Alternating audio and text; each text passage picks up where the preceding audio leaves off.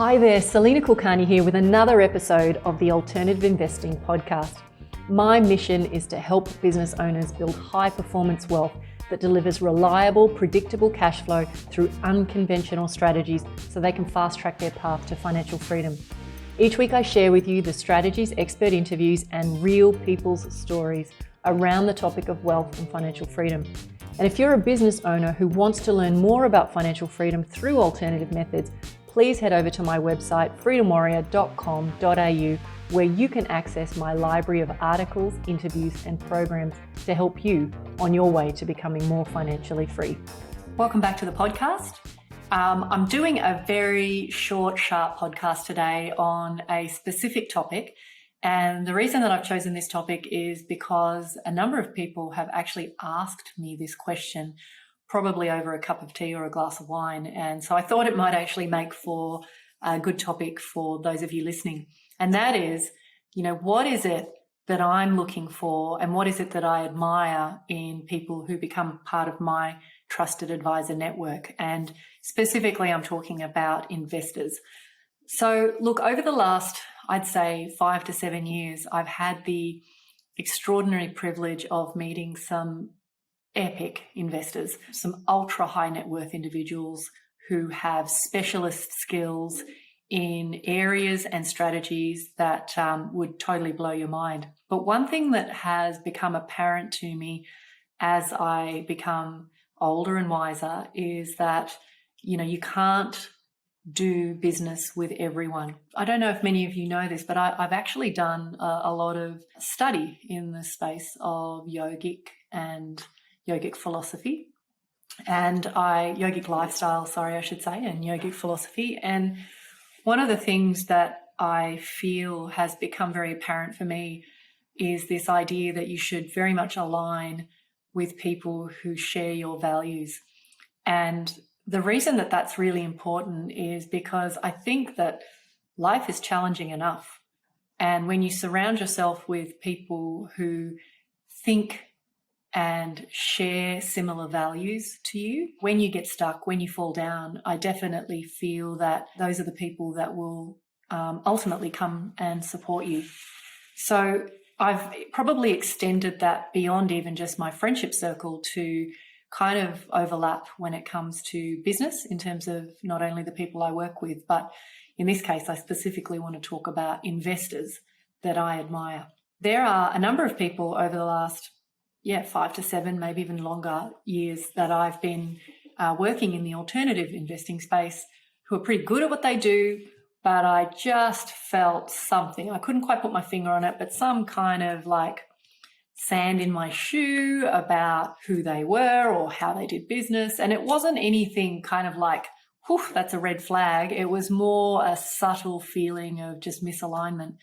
But I guess the reason I'm flagging that is because I want you to understand when I'm thinking about people who are ultimately going to be part of my board of advisors, these are the things that I'm looking for. So first of all, number one, they're really humble people. They've got great humility. They don't brag.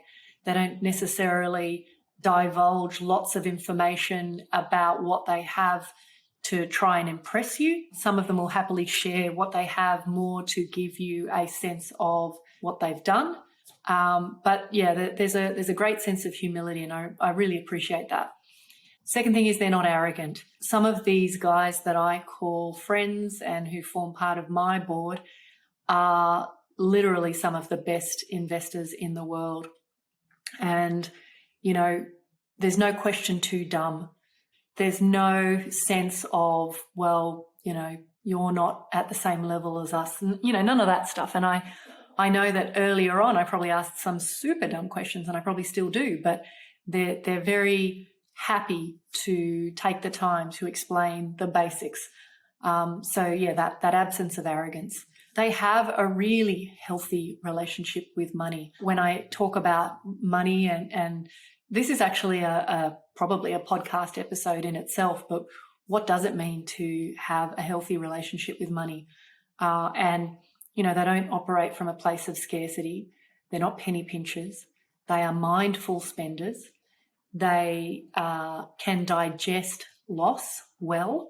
if and when it happens. They are able to articulate from a financial perspective how spending money in a specific way might bring them enjoyment, but they're not frivolous. One of the pictures that comes to my mind is that image of the Wolf of Wall Street, where they, I don't know if they rent them or hire these they call it hiring midgets to throw against the wall. And that was just an awful, awful scene. But that's what comes to mind when I think of frivolous spending, or, the wealthy hedge fund managers that maybe get gold coins and flick them into the ocean just for kicks because they can. So that healthy relationship with money, and, I've had the great pleasure of even observing this in high net worth individuals, ultra high net worth individuals worth hundreds of millions of dollars. And, they're still mindful of their spending. So that's a really big one for me.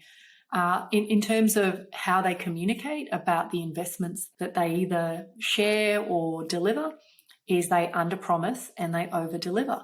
And one of the great frustrations I have about the wealth industry at large is that there's a tendency to present deals in the rosiest possible light in order to make it a more compelling sales argument. But how I feel about investments is I would rather see and understand what the good, the bad, and the ugly looks like, so that I can at least make an informed decision. And, I guess the extension of that is I think there's a lot of people making ill-informed decisions about what they invest in because, they're presented with the future forecasts and the scenarios, which are super, super rosy. And then, unfortunately, those people are, they suffer if there's a shortfall there. So under-promising and over-delivering is actually a really good trait. I think the best you can do as an investor or a wealth professional is really talk in terms of, risks and probabilities, and then really give people a pretty grounded view of what's possible. Next is they're really compassionate. I think this is probably an extension of what I said earlier, but they actually care about humans, and they recognize that not everybody has what they have, and that they've been fortunate, and they recognize the role of luck and good fortune and preparation in their journey. They are very compassionate and care deeply for people. Next, I would say they give back. And I guess this is an extension. They give back to their communities, causes that they care about. There are investors that I know who are worth tens of millions of dollars who, still will volunteer at school events or community events. And I just find that fantastic, amazing. And they're very devoted, not necessarily, but they are, that often shows up in terms of their devotion to their families. The next is they have deep knowledge, and this is probably getting more into the nitty-gritties. They have deep knowledge. So the investments that they actually specialize in might be very specific, and they have become masters or senseis in one particular area. And it could be that it's geographically broad, but the strategy itself is often very, very deep. And, I guess, masterful at one aspect of investing. So, for example, there are people I know who are absolutely hands down experts at asset selection. So they can look across a whole range of strategies and identify with a high degree of accuracy whether investment A, B, or C is going to be, ranked 1, 2, and 3. So they're really good at that stuff, really good at their due diligence. I think the extension as well is, they value time, and they're generous, selectively generous with their time. And I say that because, I know on my own journey, when I started out, I was all about how can I influence and impact as many people as possible? But I realize as time has passed, if you're not careful, you end up in situations where you're trying to help too many people and your impact is not all that potent. So I guess staying in your lane and knowing what matters and what you're good at is also kind of the final piece that I would say. So anyway, I think that's where I want to leave it. This isn't meant to be a super long one, but the point of what I'm trying to say here is be careful who you admire, be mindful about who you admire and be clear about when you are selecting people who you want to align with from a financial perspective, try to think in terms of decades, not just what I think a lot of wealth professionals tend to do is help you pick a deal that works today in today's environment. I think wealth building needs to become more about playing the long game. And I think if you're going to succeed, you need to be really clear on, who you're looking for and what your criteria needs to be. So hopefully me sharing mine with you has been useful. It's not necessarily meant to be that you replicate mine, but I think it's just one of those conversations that people don't really think deeply about. I know I think deeply about it, but alignment with people on all levels of your life, I think, is really important, but especially when it comes to money and wealth. Anyway, guys, I can't wait to catch up with you next time, and I hope you found that useful. Take care. Thanks so much for listening to the Alternative Investing Podcast.